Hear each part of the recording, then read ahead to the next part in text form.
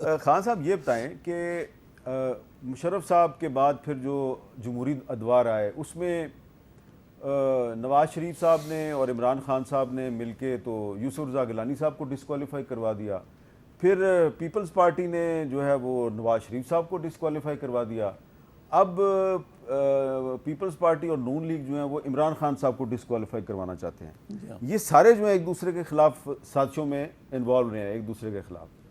تو یہ کوئی آپ کو امید نظر آتی ہے کہ آنے والے وقت میں یہ ایک دوسرے کے خلاف سازشوں کا سلسلہ بند ہو جائے گا، یہ کوئی اپنی غلطیوں سے سبق سیکھیں گے؟ اگر ہم 75 سالہ تاریخ دیکھتے ہیں، جیسے آپ نے کہا کہ ہم نے ایک ہی سبق سیکھا کہ کوئی سبق نہیں سیکھا، تو اس میں تو ہمیں کوئی اچھے جو ہے اثرات نظر نہیں آ رہا ہے۔ اچھا، اس کی ایک وجہ یہ نہیں ہے، یہ شعور اس لیے بھی زیادہ آ گیا کہ لوگوں نے دیکھا کہ 2018 کے الیکشن میں پولیٹیکل انجینئرنگ ہوئی اور عمران خان صاحب کو لایا گیا، اور پھر ان کو نکالنے کے لیے بھی پولیٹیکل انجینئرنگ ہوئی، اور اب ان کو سیاست میں بین کرنے کے لیے بھی پولیٹیکل انجینئرنگ ہو رہی ہے۔ بالکل صحیح ہے، بالکل صحیح۔ آپ کی کتاب کا جو چوتھا ایڈیشن ہے اس میں 2018 کی پولیٹیکل انجینئرنگ کا ذکر ہے؟ جی ہے، بالکل ہے، بلکہ اس بات کا کہ کہاں سے آ کے فیصلہ کیا گیا تھا کہ نواز شریف سے فارغ کیا جائے۔ اچھا، تو وہ تو بعد میں تو جو کچھ عدالتوں میں ہوا وہ تو ایک فارمیلٹی ہے نا، لیکن اس سے پہلے فیصلہ ہو گیا تھا۔ اچھا، یہ جو آپ نے بڑی اہم بات کی ہے، اس پہ میں حامد خان صاحب سے مزید ڈیٹیل لیتا ہوں ایک وقفے کے بعد۔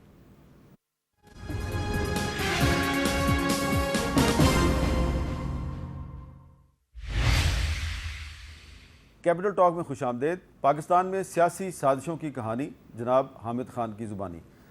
حامد خان صاحب، آپ وقفے سے پہلے بتا رہے تھے کہ جو نواز شریف صاحب کی جو ڈسکوالیفیکیشن تھی اس کا فیصلہ کہیں اور ہو گیا تھا، ذرا تھوڑی سی ڈیٹیل بتائیں گے؟ دیکھیے، اس میں بنیادی طور پر جیسے آپ کو یاد ہوگا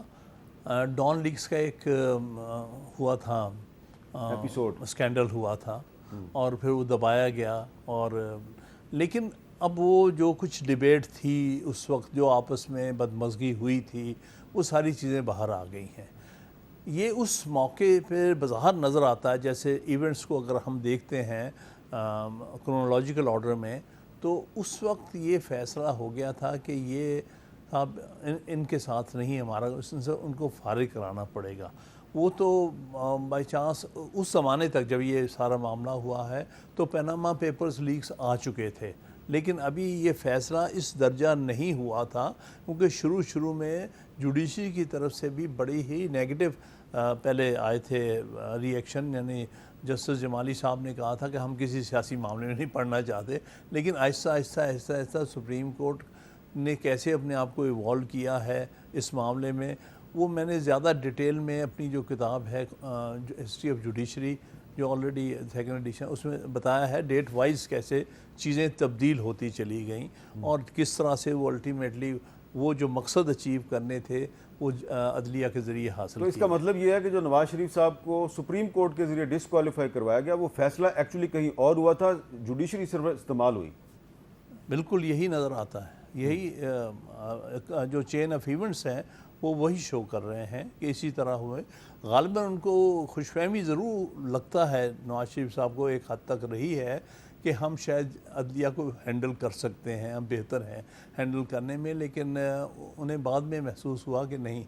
یہ بات ان کے ہاتھوں سے بھی نکل چکی تھی۔ اس سے پہلے وہ جوڈیشری کو سمجھتے تھے کہ ہم بیٹر ہینڈل کرنا جانتے ہیں۔ اب یہ بتائیں کہ جو 2022 میں جو عمران خان صاحب کے خلاف جو تحریک عدم اعتماد آئی تھی، اس کو روکنے کے لیے خان صاحب نے اسمبلی ڈیزالو کر دی، کیا وہ ایک درست فیصلہ تھا؟ آئین کے مطابق تھا وہ فیصلہ؟ جو فیصلہ سپریم کورٹ نے کیا تھا، جس میں ایک جو ایونٹ آیا ہے وہ یہ آیا ہے کہ وہ جب ووٹنگ سے پہلے جب اجلاس ہوا ہے اس میں اسپیکر جو ہے وہ نہیں بیٹھا، ڈیپٹی اسپیکر کو بٹھا کے اس سے پڑھوایا گیا کہ جی یہ جو اس کے پیچھے جو عناصر ہیں وہ آرٹیکل 5 کے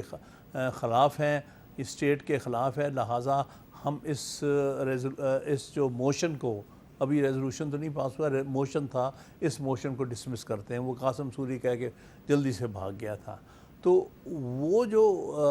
سارا سلسلہ ہے وہ ایک کوشش تھی کہ کسی نہ کسی طرح سے اس موشن کو